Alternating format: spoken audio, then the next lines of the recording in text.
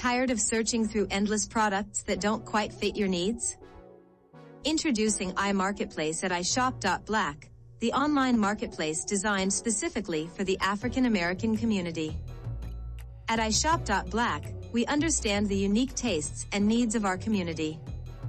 That's why we've designed and curated a collection of over 30,000 products just for you. From fashion to home decor, beauty to premium designer brands, we've got it all.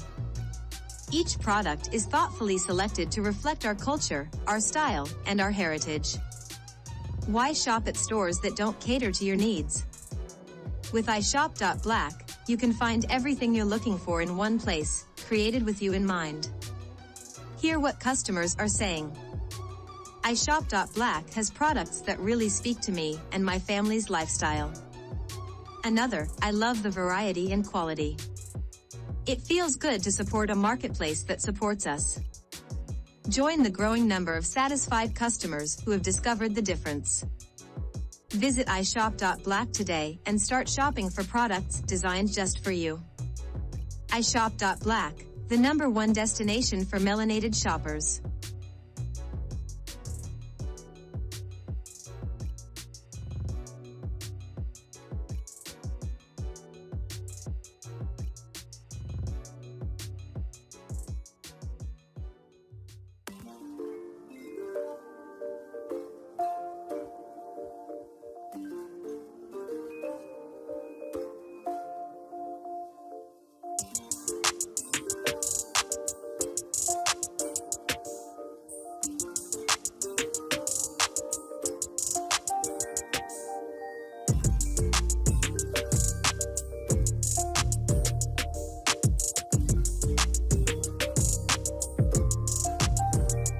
What's going on, fam? This is Jay Cameron inviting you to join us in Ethiopia next March 2025.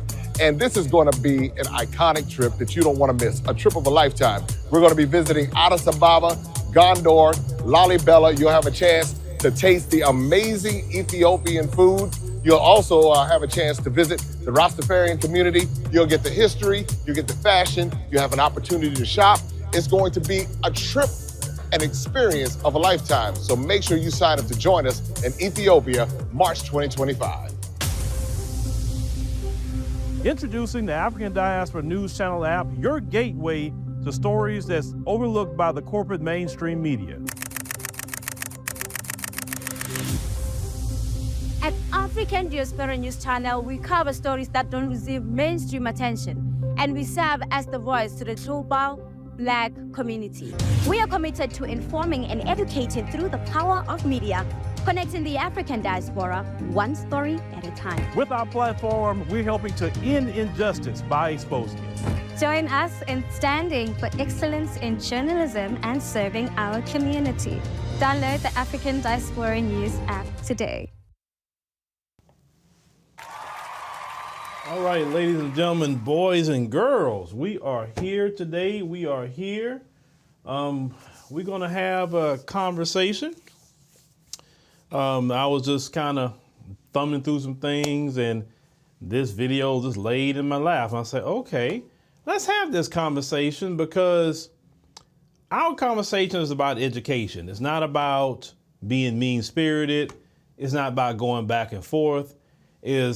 Let's engage these conversations. That way we can completely straighten it up and explain to people who clearly don't understand why we may do certain things or say certain things. And also at the same time, my perspective also will come on the other side of it when it comes to maybe seeing opportunities elsewhere, right? Because the good thing is I can kind of look at both sides.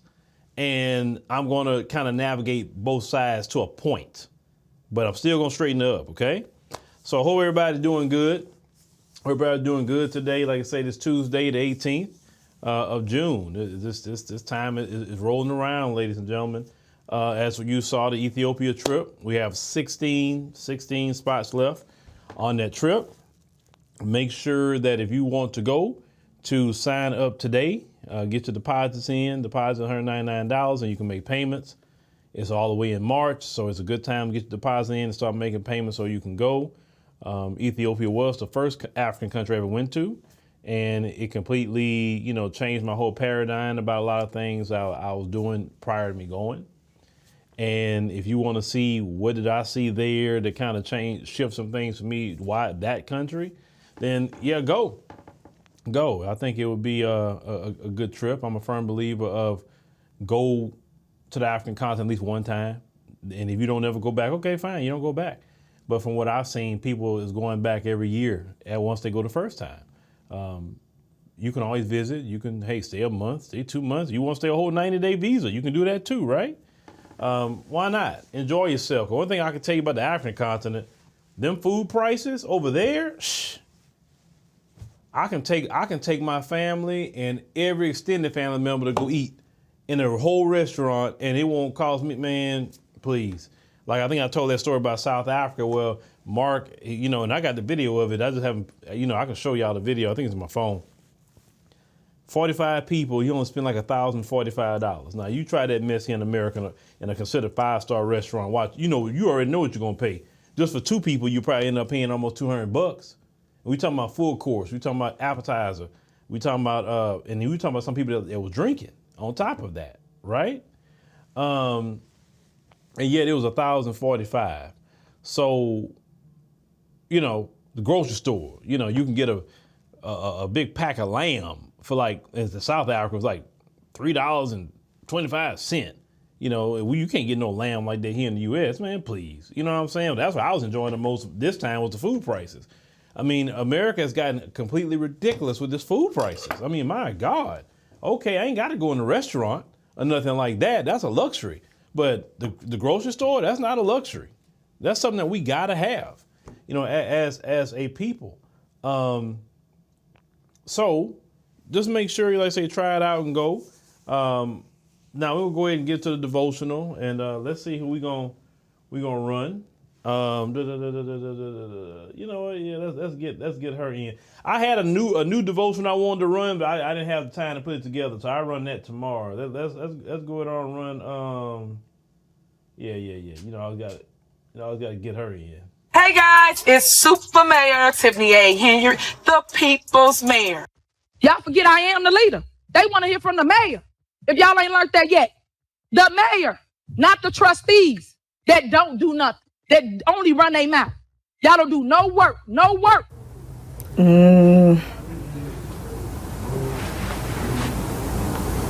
What is that? No comment. Y'all should be ashamed of yourself. Y'all black. Y'all are black. And y'all sitting up here beating and attacking on a black woman that's in power. Y'all should be ashamed of yourselves. So this is what it's all about, guys. They don't want a black person in power. They don't want a woman in power. You if you ain't seen that yet. And someone so young. Everybody gotta understand, God give you what you can handle. That's what God give you. He ain't gonna give you more than that. As long as you can stay the course, fight the fight, and keep going, that's what we're gonna do here at Thornton Township. Clerk, what are you doing? You out of order. You out of order. Did I call the roll? Did I say call the roll? I'm still speaking. You're out of order, Clerk Key. You out of order, Clerk Key. Like, stop. Y'all out of order. Everybody want to run stuff. Y'all don't run this house over here. Stop, please. So now you have to listen in order to learn. Remove her. Go tell that. All right, ladies and gentlemen, that was your super mayor. One of the greatest mayors that ever walked the face of America. You know, of course, you know I'm being sarcastic when I say that. All right, let's get to it. So you see at the bottom of the screen, it says the genesis of freedom starts with complaining. Let me repeat that again. The genesis of freedom starts with complaining. We need to talk about complaining. We need to talk about that tonight. So let me preface this up front. This is a conversation of education. This is a conversation of, you know, just straighten out some details. I have no ill will to this sister in the video. She doesn't represent all of Jamaica or Jamaicans. She represents herself. She's just Jamaican herself. Our platform is here to educate and straighten and edify, etc. Right? We're not here to name call. We're not here to do any of that. But we're going to talk about these things because when these people come to the comment section and say, you guys are talking about this, we need to be coming together. You can't come together when people have ill thoughts that's very ignorant and not based in any kind of history, education, etc. You can't unify that way. So what we do here is we will point out some of these things and get some education with it. And then that way, when you want to unify it, you can, because now you're straightening some things up. OK, all right. So let's get to this video of what she's actually saying. We're going to review it, play it in its entirety, and then we'll, back it up, and then we'll just kind of pick it apart a little bit. OK, all right. So let's go. I'm not going to speak for my whole country. Love Jamaica. But I think quite a few Jamaicans think that you guys play the victim a lot. Like an outsider looking in, it's like, gosh, them complain about everything. Look how much opportunity them have. Look how them can work. Look how them can buy $1 burger. And them over there complain. And that is how I was preconditioned, if I'm being totally honest. They're like, Shante, it makes sense. Yeah, don't go over there and waste the opportunity. Don't go over there and start complaining. Work for your own, focus on that. So that's always been my mindset. We're so focused on just making it. I really want to emphasize that. But sometimes when you just are focused on, oh, you have to eat, you know, things say somebody I touch you. You know, things say, oh, I'm not have the right temperature. I'm hungry. What y'all gonna do? All right. So I wanted to let that play. So let's go ahead and back it back up. We'll start it back up. I want to stop it, and then we just have this conversation, okay? All right. I'm not gonna speak for my whole country. Love Jamaica, but I think quite a few Jamaicans think that you guys play the victim a lot. Let's stop right there. Okay. So she said a lot of Jamaicans, even though she says she don't speak for all Jamaica, but that. Okay. She said a lot of Jamaicans that maybe agree with her that we play the victim. Play. Most Black Americans I know is not out here playing. Okay? Just on a good day, they're not playing. I don't walk up to most Black Americans and they try to play games with me. They playing something, right? So when you say play the victim, ma'am, the same people who have victimized Black Americans have victimized Jamaicans. Remember, Jamaica was a slave colony that victimized Jamaicans. Even to this day, the same people that oppressed Jamaicans and had them enslaved is still ruining their homeland today, along with the Chinese colonizing and all of that, right? Even to this day. You look in America, Black Americans are victimized in every step of the way. Do you really think we want to be victims? Do you really think we say, you know what? My Lord, I just want to be the biggest victim ever. We want to be left the hell alone from everybody. We don't want nobody messing with us. We don't want no police. We don't want no other groups. Leave us alone. Listen, we can't even go nowhere in peace without everybody following behind our behind. No matter where we go in America, somebody following Black Americans. And if we are victimized by the police, the criminal injustice system, if we are being victimized by politicians, putting laws and ordinances and taxes and all kind of things that they're doing to us that's victimizing Black Americans, or Black Americans are being victimized in the financial realm in the banks and can't get home loans and business loans or personal loans, or when we do get something, it's predatory lending where the interest rates are so high, we are being victimized. Black homeowners that own a home try to sell their home is worth less for the simple fact they're Black. That's being victimized. Yes, we are victims. I am a victim of white supremacy. Ma'am, you're a victim of white supremacy. Black Americans are victims, whether you like it or not. I don't know why you saying that, or people that agree with at least with your sentiment are saying that we're playing the victim when you're living in the victim status too. You're a victim of not being able to go on your own beach. You're a victim. You're a victim of not being able to control your own port. Another power is controlling your port. You're being victimized. And that other power, China, is not looking out for Jamaicans. Sister, you're a victim in your own homeland. Jamaicans can't fish. A lot of Jamaicans they can work on the resort, but they can never go to the resort because economically they being victimized. You are victims, ma'am. A lot of countries in the diaspora are being victimized. Just the difference is we accept truth in America. We accept the truth that we are victims. And see, the white supremacists like to say, you guys like to play the victim. The reason why the white supremacists say that is because when we speak truth to power, it not only vexes their soul, the little bit they got, it not only vexes their soul, but it torments their spirit. In the scriptures, it teach that when the Holy Spirit came to the earth, his main ministry was to convict men of sin. Now, the scriptures also taught that God would use the foolishness of preaching to not only save, but also to condemn and bring to hell too, right?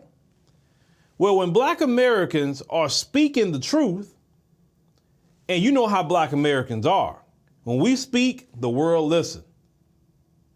And when we're preaching the truth, it vexes the soul of the white supremacist. Why? Because he and his whole bloodline is guilty of sin and unrighteousness.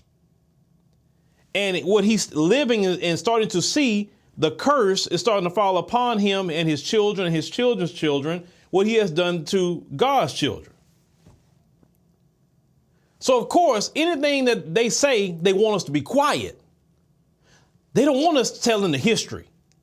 Well, stop. Why are you talking about history so much? You're not a victim. Basically, stop talking about it because you're vexing my soul by telling the truth about what I did and what my people did and what my family lineage are. Then they try to get out of it and say, well, I had nothing to do with it. Don't matter. The scriptures teach that the sins of the fathers will visit the children up to the third and fourth generation. You are guilty because of that sin, and you're living off of the spoils of that sin. You could make it right, but you choose not to. So you're just as guilty as your wretched ancestors. You're guilty. Matter of fact, you're more guilty because you know what they did was wrong. You know what they did was wrong, and you still won't make it right to get yourself from underneath it, right? When you talk about reparations, it vexes them to hear you talk about reparations. You haven't got a dime of reparations. You haven't got a dime. But why does it bother them so much to talk about reparations? Because in their soul and in their spirit, they know you're owed that because of all the theft they done to Black America, stealing your possessions, stealing your land, your homes, your businesses, your life, your churches, anything that we ever had, inventions, whatever, they stole, and the wealth they hold is from the theft of Black Americans. So when you talk about reparations, that's why they get so angry about it. Because we haven't got a dime. But yet they get so mad about the conversation of reparations. Y'all got to look at things in the realm of the spirit sometime. And stop looking at the natural. That's why they get mad at you. When you call out their anti-Black racism, they know what they're doing is wrong and evil. They know. That's why they want you to shut up. Please, Black America, be quiet. Stop talking about that. And listen, all these other groups that's coming in this country, they don't feel that way about them because they didn't do to them what they did to us. Even though they did things into their homelands and why they run over here, okay? But they know directly what they done to Black Americans. So of course they prefer a brother or sister that's a distant cousin from the diaspora over Black Americans. Because when they look in the eyes of Black Americans, their guilt and shame is looking them right in the eye. You know, your names is part of their guilt and shame. When your last name is Johnson and Williams and Smith and Scott and all different names like that, that is part of their heritage of evil. They don't feel that way when somebody from Nigeria come over with their names. They don't feel that way. Even our names convict them of sin. Okay?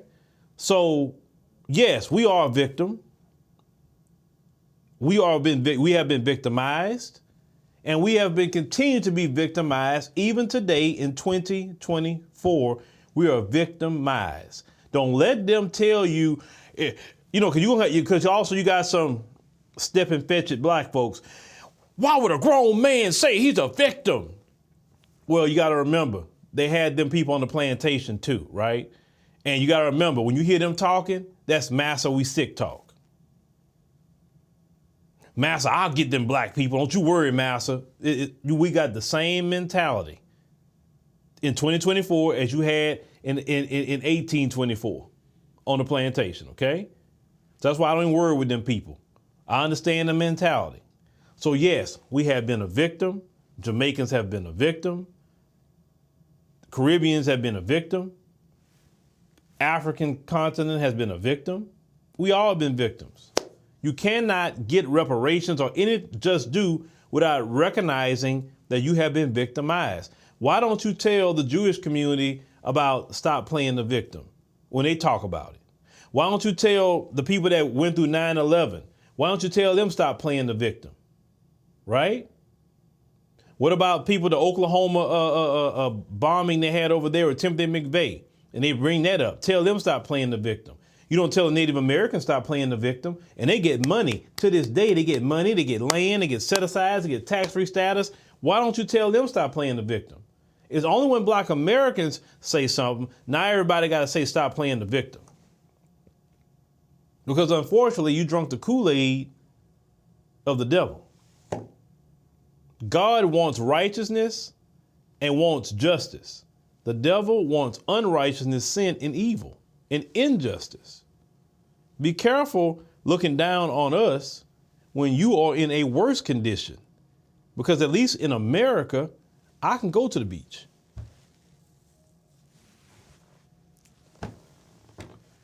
Okay, let's the outsider looking in, it's like, gosh, them complain about everything. Look how much opportunity them have. Look how them can work. Look how them can buy $1 burger. Mm-hmm. And them over there complain. Mm-hmm. And that is how I was preconditioned, if I'm being totally honest. They're like, okay, let's talk about the complaining. Now, the $1 burger, them days are gone, sister. $1 burgers. And if don't get a $1 burger if you got one here today. Okay, let's talk about the complaining. Let's talk about that. In a lot of your homelands, you can't complain because a lot of your politicians are so wicked, they put you in jail if you call out their corruption. So you're so used to not saying anything because of fear. Well, as we said here, the genesis of freedom starts with complaining. My Jamaican sister, you would not be in America today talking to a brother if it was not for the complaining of black Americans. Say, hey, wait a minute. Why is it we don't see more about distant cousins here? You letting everybody else come here, all like Ellis Island being flooded with Europeans, but why can't other black people come here? Everything starts with a complaint. Hey, you know what? Slavery is wrong, man. It's not right. How am I sitting up here being a slave all freaking day? And no, man, everything starts with a complaint. You can't get to freedom without complaining. So you hear it today. Let's go to 2024. Black Americans complaining. Okay, what's a complaint that you say is a complaint? If a black American says, hey, it's not right, man. I got to go to school, get a master's degree, but yet Becca can walk in here with a high school education and get the same job and the same pay, and I have a master's degree? You doggone right I'm going to complain about that because that's not right. Now, I know in some of your homelands you can't talk like that. But here, that's how we talk. We're going to call out things that's not right. Yes, you should complain about that. It's not right a black person got to work 10 times harder than them folks. You're right to say something about that. You're right to say, why can't black folks get the same financing as them folks when it comes to even businesses? They throw money at these folks, throw money at them for idea. Black folks got to literally be making a lot of money if they even think about giving you a quarter of what they give Elon Musk. Elon Musk, with all the money he's gotten, it's not because he had this big successful business already. No. And he's an Afrikaner at that. He's not even American. And our government has been throwing money at this dude. Show me the black person they throwing money at. Hell, if we had the kind of money thrown at us from the government and everything like that, we can create our own SpaceX too. They make sure to keep us economically sabotaged. Yeah, we're going to complain about that because complaining will change that, because complaining turns into concrete action. Concrete action eventually going to bring a solution to a problem. We complained during Jim Crow. We complained about the Klan. Every weekend, the Klan was terrorizing people, going to people's churches, bombing churches. We complained. Our complaints turned into a movement. Our movement of fighting and fighting back, we accomplished something, and now we don't have to deal with the doggone Klan coming around having us on a tree every weekend like they used to do. Or how the Klan used to run around essaying black women and girls like they used to do. They used to run around. They don't like to talk about that. I used to run around essaying. They catch a black girl, they would gang essay a black girl or black woman. How do you think all that stopped? Because everybody started complaining about it. But if we were like some of you in your homeland, it'll still be going on to this day. Somebody got to complain. So you doggone right we going to complain. I'm going to complain when things isn't right. Now, when things are right, you won't hear a complaint out of my mouth. I won't say a word when things are going good. But why should I sit here and watch in the country that I live in other groups of people getting resources that's not coming to us and we taxpayers? You right now, you got Biden literally doing amnesty for the migrants. Literally, he's giving them amnesty. He just did a thing that if they've been here illegally for 10 years and they married to a spouse of American, they didn't come in the right way, he just gave them amnesty. He keeps doing it. But we don't supposed to say nothing about it, but yet black Americans can't even get reparations. These people come in and get thousands of dollars, free school, all the different things these people get, but black Americans are supposed to complain? We complain too much? Maybe you need to start complaining in your homeland. If you start complaining in your homeland, you will get some things done. Because that complaining is going to turn into some sort of movement. And when you start getting a movement going, you get things done. But the genesis of all to fix your problems is a complaint. If you're a person that you say, man, God dog it, I've gained too much weight. You're complaining even to yourself. You look in the mirror and say, I don't like what I see. Man, I got to do something about this. I'm looking horrible. You're making an assessment, but it's still to people, you say you're complaining about something, right? Of course, because it's not right. So, dog, okay, now I'm going to do something about it now. I'm going to do something so I can get to a result. If you're not complaining about wrong, then how do we move the needle? How? I'm just asking the question.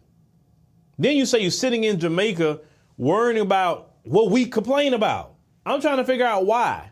Why are you sitting? I'm not sitting here in America talking about Jamaicans or any other distant cousin, what they talking about in their house.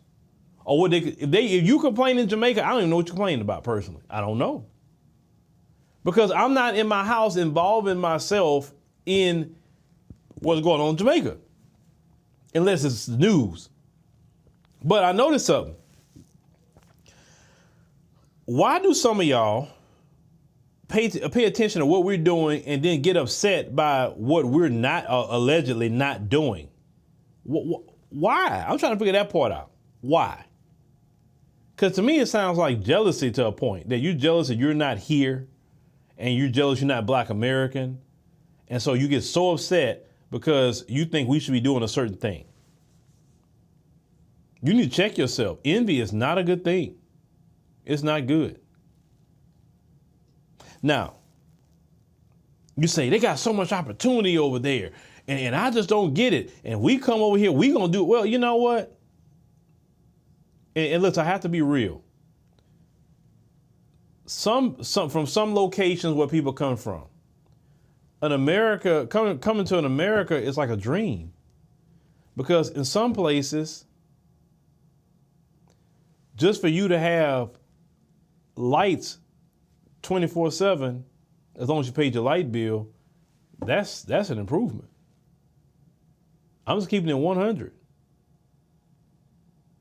In some places, they're doing open defecation. I'm not talking about Jamaica.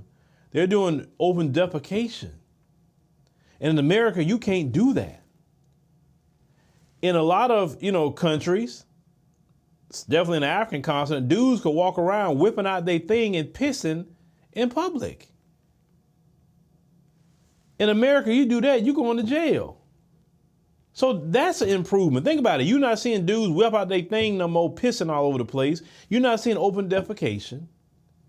When you do get a job, you're actually getting paid for your job, because some jobs you get in different countries. And I've been told this by brothers and sisters in the motherland for sure. Sometimes they don't get their check for months. And they've been working every day and they haven't got a check. Versus when you come here, you get paid your check, whatever it may be. Even if you took a low wage, you getting your check, and if you don't get it, you can actually sue and the court will make them give you your money. That's an improvement. Roads that don't have big potholes this big is an improvement. And I'm not saying America don't have potholes. Oh, yes, they do. But I'm saying is, at least in America, they will get addressed. That's an improvement. Regular garbage collection in certain places. That's an improvement. Okay, I'm just trying to bring the correct argument here. So when you see all that, you're thinking, what are they complaining about? They're living in a lap of luxury here. You have to really think when they say luxury. They're not talking about you living in a 15,000 square foot home. That's not what they're talking about. Your cell phone you get the latest cell phones and the latest clothes, and you can drive all these cars. Y'all living in luxury. But in our world, we doing all right, but I ain't living no luxury. I mean, come on. So when they come over here, they see things a lot different. So they I'm like a dog that want a bone when I come over here. Now let me play this part here real quick. So I want to home in on that. It makes sense. Yeah, don't go over there and waste the opportunity. Don't go over there and start complaining. Work for your own, focus on that. So that's always been my mindset. We're so focused on just making it. I really want to emphasize that. But sometimes when you just are focused on, you go eat, you not think say somebody a touch you. You not think say, I'm not have the right temperature. I'm hungry. What y'all gonna do? Now the last thing she said, we hungry. You complain about the it's not the right temperature. Well, you have to think about where some of them come from. Some places you can't return the food. In some places, they'll get mad at you. You try to return the food. Do you know? Let me tell you something. Now this happened in South Africa, and this more than once. And like I said, I listen. I don't want this. And this is kind of running all over the continent, so not just South Africa. But there was a meal that I had got, and it wasn't right. And this happens more than once I've seen on the continent. When you tell a waitress or waiter, oh, this food's not right, I'm going to have to return it, you should see their face. They face like, oh, my God. Oh, Jesus Christ. And the first time I caught that, I'm like, I said, sister, what's wrong? Why are you looking like that? I said, why are you looking like that? What's wrong? Well, if I return it, they're going to take it out of my check. Think about that. So if the meal is wrong because the cook's messed up, not the waitress or waiter messed up, the cook, they're going to take it out of the waiter or waitress's check. They come over here to America and the food not right, they don't take it out of their check. You got to think about when they find these things out, like, wait a minute, they can return something, they're going to take it out of my check? Oh, shoot. Man, what are they complaining about? Y'all got to think about why they saying, what are we complaining about? Now, of course, it's never been our lived experience, so we don't know about that. So anyway, when their sister had her face, I said, sister, listen, don't worry about it. Just give me this. Leave it here. Just leave it here. Don't worry about it. I'll pay for it. Listen, the food is not expensive. It didn't bother me to pay for it. But I'm like, no, leave it here. Just give me the thing. Oh, thank you. I appreciate it so much. They're not paying them a whole lot anyway. And it wasn't breaking the bank to keep the food. It was not. So I'd rather do that than to cause one of a brother or sister to lose some money. But that's kind of like the standard practice in a lot of those places. They don't want to, they charge them for something that's not even their fault. So when you come over here, hell yeah. Shoot, y'all don't know what y'all talking about. What you complaining for? Some of the neighborhoods we have here in America, even Section 8, the quote unquote projects. You compare the quote unquote projects to a favela or a slum, man, them Section 8 projects of Pookie and Ray Ray at is like the Four Seasons. So if they come to that and they think about where they come from, they're like, man, why are y'all complaining talking about the hood? Man, look at how this look versus where I come from. What are you complaining for? That's the difference with some of the complaining terminology. They're coming from a mindset that we don't even fathom, we can't even relate to. And I'm glad we can't relate to that. Thank God. I don't feel bad that I can't relate to that. Sometimes, some will shame you and say, y'all are spoiled. You guys are entitled. No, we're not spoiled. We're not entitled. We just have a certain lifestyle. And we want to lead that lifestyle. That's why I always said, no matter where I go in the world, I'm going to keep my same American lifestyle if I have to pay for it. I'm not going to lessen my lifestyle for something I'm used to. Now, I'm not no person, I got to have freaking chefs all over the place and living in lap of luxury. No. I just want my convenience, like my AC on. In some countries, they don't run the AC. I'm not going to be in no place where I don't have no AC. Sorry. Well, hey, you got to go over there if you want the AC. Okay, how much I got to pay to go over there? I'm going there. I'm not being hot and sticky. I can't stand that feeling of hot and sticky. So you come to a place where AC is even in the hood projects, you got AC. You're like, shoot, man, this is great. I'm not hot no more. It's not 95 degrees in the heat. I'm good. Stop complaining.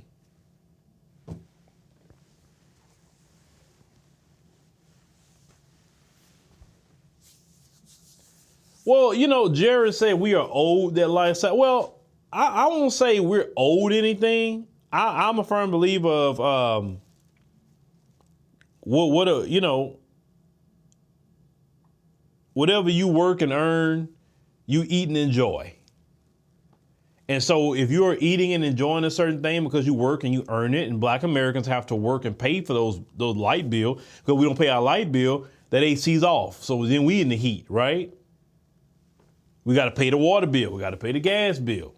Our cars, we got to pay that. We pay a whole lot more. Now, I will say in the United States, we pay a whole lot more bills. The reason why Americans a lot of times can't even get ahead in the United States is because the way the system is with credit. The credit system keeps us working. If we really didn't have a credit system and we had to literally buy everything just straight up, we wouldn't have to work as much. Now, let's say when we go to other countries, right, as an American, we see all the opportunities over there too. And we're like, what are y'all complaining about? Some of us say the same thing, like, man, I see this opportunity, that opportunity. We see opportunity all over the place. And then some of us go there and then we take advantage of those opportunities when we see them. So I get it. I go to Kenya. I say, wow, look how the opportunity in Kenya. But then I talk to different Kenyans like, man, this place ain't got nothing going on. So everybody's perspective is different when you start coming in as an outsider, right? You see things that people that live there don't see. But you should not be focusing what Black Americans are doing in your homeland. You should be focusing on you. You should focus on building up your homeland, making sure you speak up about these politicians, make sure that you get them out if they're corrupt. You need to build up your homeland, because I'm a firm believer of this. Everybody can't run from their homeland. Come visit America all you want, but everybody can't run. And it's not that you're moving because you're bringing something to the table in America. You're moving talking about you want a better life. I would never want to say that I have to go somewhere else for a better life. Now, a lot of people would disagree with that, because some people say, man, America's so ghetto, which I'm seeing people of all nationalities saying that now, that America has gotten so ghetto, America has gotten just too expensive. And I'm seeing more and more people, I'm talking about of all communities, leaving because of the food prices, because of just the prices, just they can't afford to stay places. It's gotten so, hard for the average person, right? But they don't give up their American citizenship, and they usually go back sometime. But that's a different conversation of a different day, because most Americans, like one person said the other day about, well, some Americans don't like to travel because they're so bogged down. That's what America do. America has a system where they bog you down so much in debt that you really, sometimes unless you break out of that debt system, you can't really enjoy your life. And then what happens to a lot of the same immigrants that come over, they get put in that same system, and then now they're not enjoying it. I've met people that told me, man, I was in America, but I left, man. I couldn't deal with that system. That system, like, just work. I can't do nothing but work. I can't enjoy myself. I take some time off. And, I'm worried about my bills, and it's just the system just makes you work. And I'm like, yeah, that's America for you. That's why you got to figure out a way to work for yourself and create your own schedule. I say that's the only way it really works, especially good for black people, because this system in America, it is not built for black people to have any kind of success unless we make our own success. And Buckhart says it's not sweet in America, y'all, especially if you're black. And a lot of them find that out. Listen, the only reason some of them say they making it or they successful, a lot of them still live in multiple families to a home. Well, hell, if I got with my personal family and I got 5, 6 different family members, let's say couples, staying in the same house, and we all working, yeah, we can do pretty good that way. And that's what a lot of them do. The Asians do it, a lot of Hispanics do it, a lot of these other immigrant groups, they live like that. We, as black Americans, don't live like that. Let's call it what it is. We live like the whites. We're become individualistic. That's how whites are. Until it becomes to white supremacy, then they super cop up against us. But if you look at them, they're so individualistic. And we didn't really be like that. Like we are today, this is the most individualistic I've seen black Americans ever be. Because we always were together in this country, always. And I think one of the tragedies of desegregation is the individualism that we have today. We're so individualistic that it's destroying the fabric, in my opinion, of black America, because we're not a people to be individualistic. We are a village-minded people, and we do better in community, not individualism. That's not our people. That's not even our culture.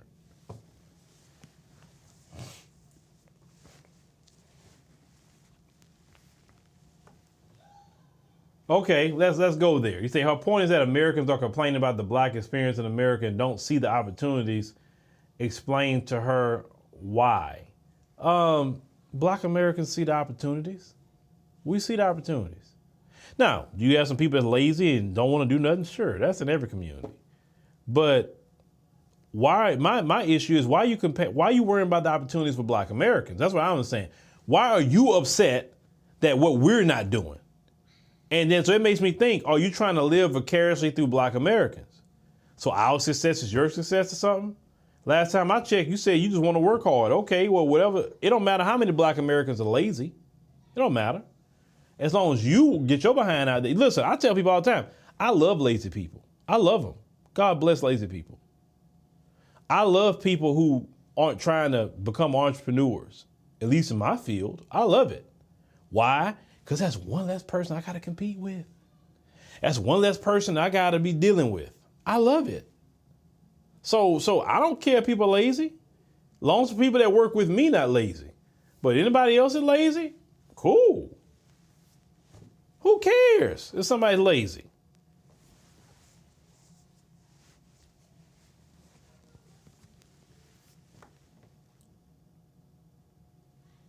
Well, you mentioned the homeland deal. Okay. And that's another thing. You have all this conversation about black Americans, but take that black American energy and apply that to getting your port back. That's one thing I'm saying. Apply that to getting your beaches back.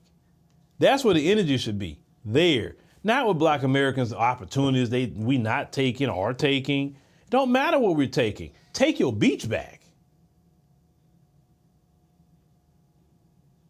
Tell them folks, hey, you either drop them prices or carry your resort out of here. That's what you need to do. Don't worry about what opportunities we're taking or not taking. I'm not worrying about opportunities with Black or other people that got. I'm not worried about it. Brothers and sisters can see opportunities. They take them. They don't. It's on them. But Tammy, I'm trying, Tammy. I'm trying. Like I say, Tammy, it's just a conversation, Tammy. That's all. Just a conversation. We just want to straighten out some, and that's it. Like I said, so now since the conversation is there, so when you hear people say these things, you guys are complaining, then you kind of know how to respond to it. Where you from? Maybe you should complain just a little bit more where you came from.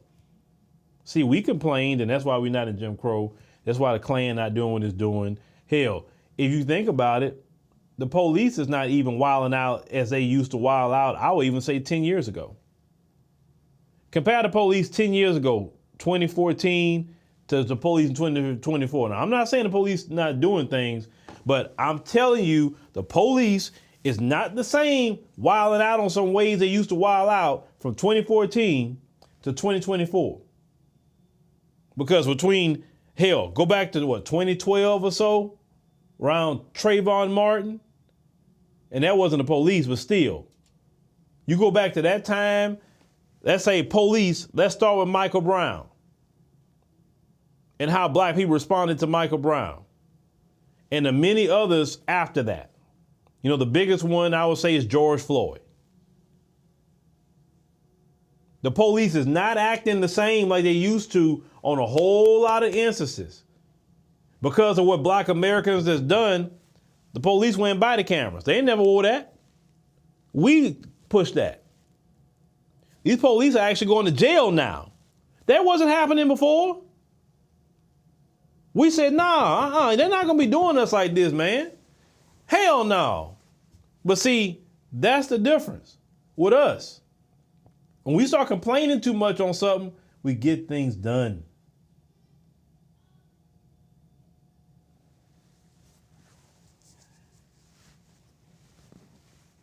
Yeah, Judge Dredd said it. Them cities have been cashing out. That's why Benjamin Crump made a lot of money off of the police. A lot. Because he gets a cut of that settlement. Lee Merritt, he done made a lot of money off the police as being an attorney. Notice we don't have them big cases too much no more. I'm not saying the police aren't doing things, but let them do something. Look, I would say this would be the wrong time for them to do something really horrific to a Black person, because way too many people kind of, and all this stuff that was going on was during the Obama administration and even the Trump administration. So you can't say it's Democrat or Republican, it don't matter. But we have made a lot of headway with the police in this country. But if it had been some of y'all, the police would be still doing the exact same thing. You know, in some of y'all homeland, the police disappear y'all. Was talking ill of politicians. Look at Nigeria. Because of what they watched us do, they say, you know what? Man, that SARS, they got to go. And those Nigerians stood up to the SARS police unit and they had to disband it because they stood up, but they saw what we did. And we inspired young Nigerians to go out there and take to the streets and fight against that. So yeah, you can miss me with that BS about complaining. Hell yeah, I'm gonna complain.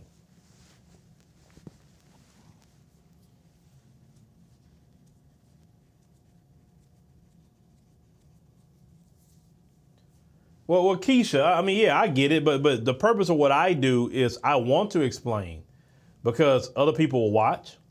And so when they want some education of why, They need to know. Now, you guys, y'all don't have to explain crap. But when it comes to me, we're about news and information. So we want to make sure to educate. That's the key. Educate, educate, educate. Educate you how to respond to it. Educate them. Because there's a lot of people that watch it. Y'all don't realize who's watching. Like last night, yesterday evening, talking about the Chinese and all of them complaining, right? Well, who's told you that, oh, wow, they're watching? Yeah, they watch. There's a lot of people watch. Just because it says African Diaspora News Channel doesn't mean only people of, African descent watch. No, not by a long shot. The folks, they stay watching. If anybody going to watch outside of black folk, it's going to be the folks.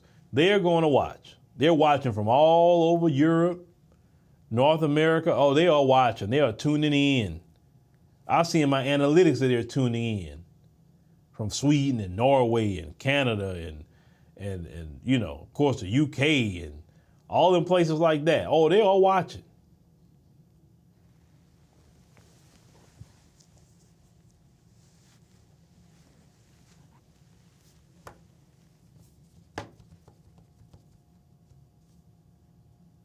Yeah, Mary is right. A lot of black Americans have lost their lives to make change, literally. A lot of black Americans that went to jail to make change. But the fact is, some of y'all in your homeland don't want to go to jail. Some of y'all don't want to die either.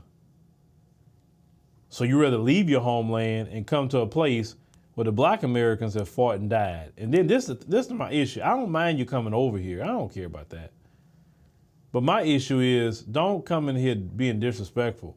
That's all. Don't come in here being disrespectful. Just work your job, get your house, get your car, do your thing, have a good time. Hey, we need some political support, like when it comes to like reparations, or maybe we talking about voting a certain way, or whatever the case may be. Hey, just back us up. We're not even asking you to be on the front line. That's the thing. I know a lot of you scared to be on the front line. You didn't think them folks gonna throw you back out the country. I get that. Trust me, I get it. We're not even asking you to be on the front line. We never asked none of y'all to be on the front line. Nothing. You don't have to fight the folks. You don't have to speak. We don't even want you speaking. Just make your money, do you. Just be supportive. Vote certain ways, donate money to certain causes, because think about it, whatever benefits black Americans is going to benefit you in this country. And it's going to benefit your homeland too, where you come from. So it's better to be on the side with black Americans and say, yeah, we just going to be more numbers for y'all instead of standing against black Americans. We don't want y'all on the front line. Trust me, we don't.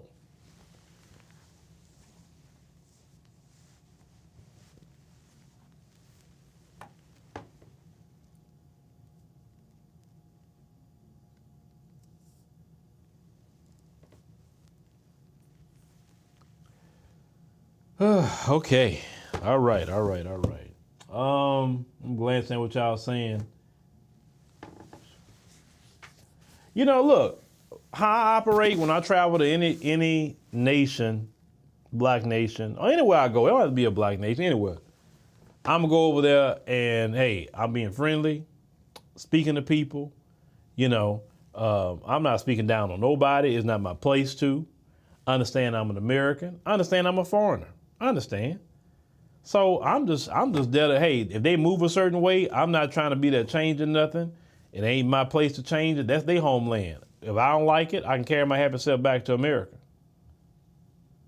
And I'm cool. And believe it or not, I don't have problems with people like that. I don't.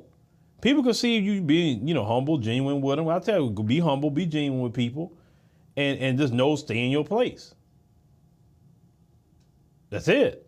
Don't get yourself involved in their politics. Like when they discussing a particular politics in their country, you keep your mouth shut. You don't go over there talking about they politicians, they this. Man, shut up. We talk about our politicians. We'll talk about Biden. We'll talk about Trump. We'll talk about what we know. I'm not going over there crusading with your politics. But if you need me to be supportive of you in any measure, and let's say I'm a resident or citizen of that country, I'll be supportive of you. I'll vote if y'all need me to vote in something. If I'm a citizen of that country, I'll donate money. But I'm not going on the front line. It's not my place because it's not my original homeland. See, I can respect that. I play that position easily. No problem with me.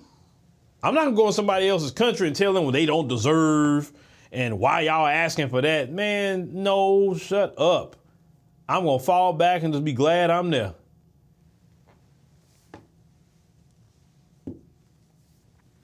But anyway, ladies and gentlemen, thank you for joining us on the live stream this evening.